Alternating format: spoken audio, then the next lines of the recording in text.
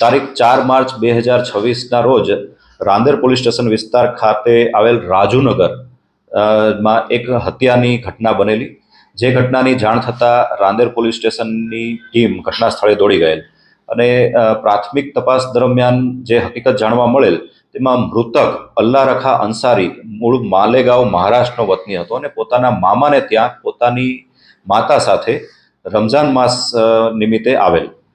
જે ઘટનાક્રમમાં મૃતકની માતા સાથે આરોપી દ્વારા હસી મજાકમાં થોડો નાનો એવો ઝઘડો થયેલ અને આ ઝઘડામાં મૃતક અલ્લા રખા વચ્ચે કૂદેલ અને આરોપી સાથે ઝપાઝપી પણ થયેલી નાની એવી।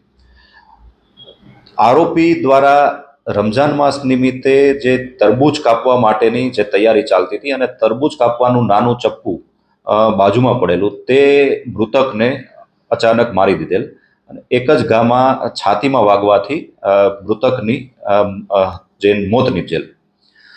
સદર ઘટનાક્રમમાં જે આરોપી છે તે અને મૃતક બંને સગા મામા ફઈના ભાઈઓ થાય છે અને જે મૃતક છે તે અલ્લા રખા અંસારી દરેક રમઝાન માસ નિમિત્તે પોતાના મામાને ત્યાં રોકાવા માટે આવે છે।